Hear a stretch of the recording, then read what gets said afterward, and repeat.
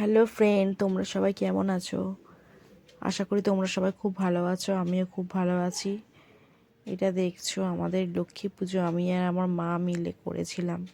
তো আমরা কীরকমভাবে পুজো করি, তো ছোট্ট করে একটা ভিডিও বানিয়েছিলাম, তোমাদের সাথে শেয়ার করা হয়নি। আজকে তোমাদের সাথে শেয়ার করছি। দেখো ভিডিওটা, তোমাদের আশা করি খুব ভালো লাগবে। আমার মা আমাকে বসে বসে জোগাড় করে দিচ্ছিল, আর আমি আমার মায়ের সাথে পুজো করছিলাম। আমাদের গপু সোনাকে নতুন জামা পরিয়ে সুন্দর করে ওকে সাজিয়ে দিয়েছি, তোমরা দেখতেই পাচ্ছ। আমার মায়ের ছোট্ট সিংহাসন, তার মধ্যে সব ঠাকুরকে মোছামুছি করে সাজিয়ে গুছিয়ে গপুকেও সুন্দর করে সাজিয়ে তারপরে আমরা পুজোর জোগাড় করছিলাম। গপুকে স্নান টান করিয়ে দিয়েছি, তার সাথে শিবকেও স্নান করিয়ে দিয়েছি। দিয়ে আমরা সব কিছু পরিষ্কার করে পুজো নিজেরাই করেছি, কোনো ঠাকুরমশাই ডাকিনি। তোমরা দেখবে নিজেরা পুজো করার মধ্যে একটা আলাদাই আনন্দ থাকে বা একটা অন্যরকম অনুভূতি থাকে। ঠিক আছে, ভিডিওটা তোমাদের খুব ভালো লাগবে। তো তোমরা পুরো ভিডিওটা দেখো, স্কিপ করবে না। পুরো ভিডিওটা তোমাদের আশা করি খুব ভালো লাগবে। আমার গপুকে মুকুট পরিয়ে দিয়েছি, দেখো কত সুন্দর লাগছে। হার মুকুট বাঁশি নিয়ে কি সুন্দরভাবে বসে আছে।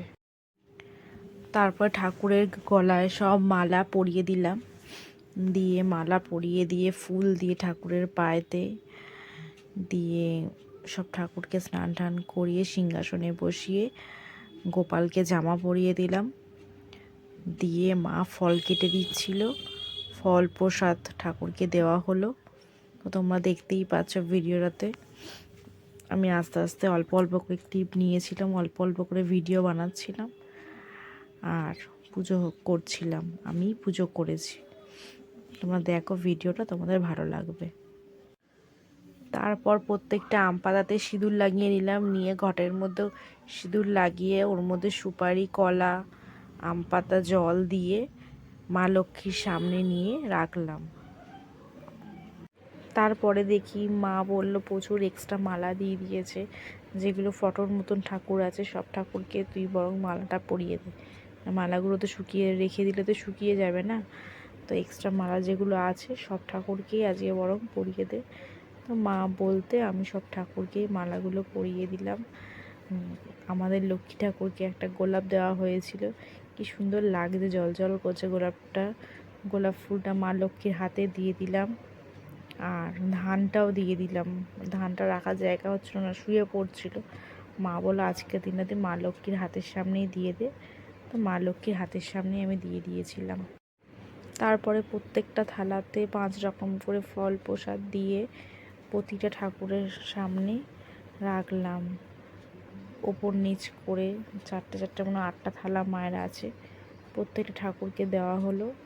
দিয়ে ওখানে জল আর ঠাকুরের খাবার দিয়ে রেখে ধূপ মোমবাতি জ্বালিয়ে দিয়ে পুজোটা আমি আমার সম্পন্ন করলাম। তো তোমাদের ভিডিওটা ভালো লাগলে like, comment, share and subscribe করতে একদম ভুলবে না। তোমরা যারা আমার চ্যানেলে নতুন, যারা নতুন ভিডিওটা দেখছো, প্লিজ প্লিজ প্লিজ সাবস্ক্রাইব করে দিও আর চ্যানেলটা প্রচুর শেয়ার করে দিও। Tata, bye. সবাই ভালো থেকো, সুস্থ থেকো।